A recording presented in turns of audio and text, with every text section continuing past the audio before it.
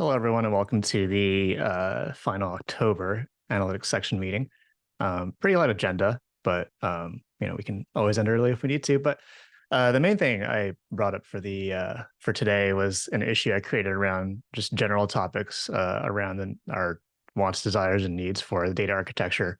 As far as some initial context, we haven't really thought too much about it since our initial proof of concept, so we effectively just throw all of our events into a single table. And so far it's been performing reasonably well until we've unleashed the fire hose that is .conf data. But we've got some improvements planned that should be very promising. But it was just a good time, I think, since we are approaching our official beta release and working towards general availability and trying to figure out how we can better scale all this stuff, that I wanted to create an issue just to have a general forum for us to discuss these things. And this isn't exclusive to people who have database experience or backend or anything like that. Consuming the data, reporting on it, querying it, filtering it, any questions, desires, needs that you want to know as we implement those features. I think it's a good time to talk about the various use cases that we have there. I see Max and Basti have already added some interesting things there in terms of how you want to organize the data. ClickHouse itself is not like you would expect for your traditional relational database. Primary keys do not work like primary keys. There are a lot of things that it does differently, but for good reason. I think for our purposes of using it as a analytics dashboard or querying service, I think it'll be quite beneficial, but we just have to understand how to work with it, if anything, which is a good segue into for those that aren't aware. ClickHouse does have free training, synchronous and async as well. So if you are interested, again, this is not exclusive to anyone who's like, you don't need to be a database maintainer or database reviewer to justify getting ClickHouse training. But if you just want to understand how it works, I'd highly recommend it. How you set up things like indexes, for example, determines how you store the data physically in ClickHouse. So it's pretty interesting stuff. Yeah, Max, you had a comment there. You want to vocalize or? Yeah, sure. No, me and Khalil did it last week. It was 2-3 hour sessions in the afternoon UK time. I learned loads in that space of time, and I'm super skeptical about like webinars in general. Thought it might be a little bit like a sales pitch, but actually it was really, really valuable. And as a result of it, we stopped a particularly nasty bug making it to production. So it was actually well worth the time. If you're slightly interested, I would highly recommend it. A quick question on that course you went on, Max. Did you have to be have access to ClickHouse Cloud to also get access to that course? Yes, but you don't need to be added to the GitLab ClickHouse Cloud instance. You just need an account. Yeah, you can just use they have a Google sign-in, which I'd recommend just using that to sign in and log in, so that eventually if we do end up adding you to ClickHouse Cloud, or anyone for that matter, that's the preferred authentication method. But it's a one-click button to get access. They definitely see it as a training opportunity, but it's also a marketing opportunity for them as well. So they want to make it as easy as possible to make use of it. So you don't have to be part of our organization if you're not already. Cool. Well, and the issue, I don't know, I think Basti's out. Max, was there anything you wanted to bring up as far as your topic there? I had a response that I was typing up in the middle of, but yeah. What about the data architecture change? Yeah, just in general, is there anything you wanted to bring up and while we're all here? Yeah, I mean the most obvious one I think we could work towards is partitioning by month, bearing in mind that our default date is 7 days, 30 days, and then we do have custom date ranges anyway. But yeah, that would reduce the amount of data being queried substantially, I think, for the majority of our queries. So it's going to be worth investigating. I think it's one of the first things we do. Yeah, my response, which will still wrap a follow-up async, just so we can have that thread going. I would say I'm in favor of, I think a sensible default, like a month partitioning would be good to know. And then when we go into beta, we can actually instrument like, how far back are people querying? What date range do we need to support? But we also need to balance that against what limits do we want to put in place. We haven't really thought about that when we really approach the proof of concept. We're just like, well, let's just not restrict them right now. I know we were like looking at 3-month time range limit at one point. So let's see how things go. Let's see after our improvements to sessions and things like that, how things perform. And if we do find that people want to query back that far, that's something we'll take into consideration. But we also need to balance that with like our data retention policy, which we really haven't thought too much about yet. So, I think a month partitioning would be good to start. Yeah, I'm not sure. We'll need to benchmark it on on the migration database we've got just to see how it goes. But if we're querying a month's worth of data at the moment, it's still potentially scanning several months or a year's worth of data. And if we can reduce that to a month or 2 or 3 at worst, it's still going to be a large improvement.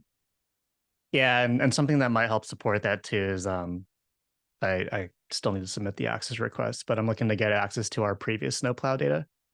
So then we can import, I think we've got like the past 5 or so years of data. Oh. So I mean, if we're trying to figure out if we're setting up monthly partitioning, but we've only just had about over a month of data, it's hard for us to simulate that, right? So if we can get in, maybe we don't need the full 5 years, but we get the next the previous 6, 9, 12 months, then we can actually say like, okay, over a year's worth of data, here's how query performance is affected at the scale of GitLab.com.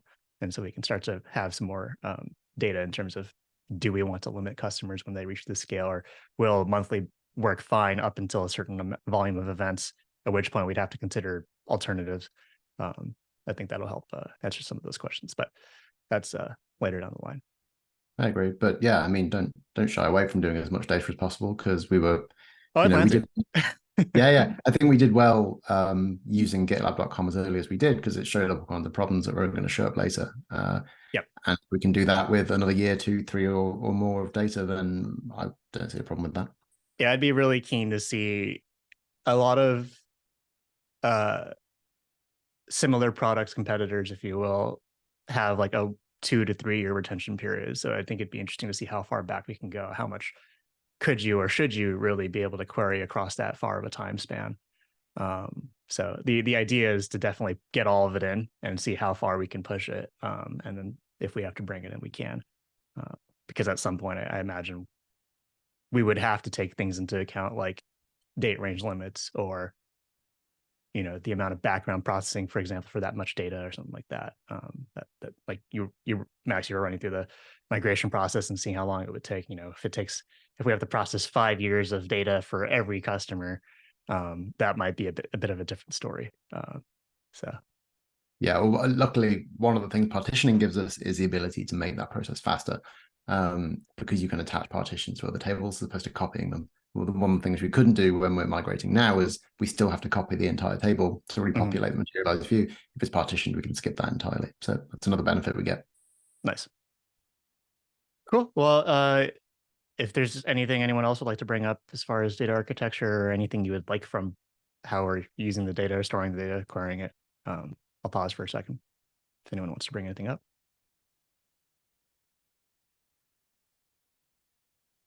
I think the only thing I was going to say is just in regards to, we discussed before around partitioning by event type would be a very useful thing for us to implement. We've done it for sessions, having it for page pings, page views, or the other different types, custom events, will just overall reduce the number of the amount of data that we actually have to query for every result, because every measure is very granular to that event type anyway.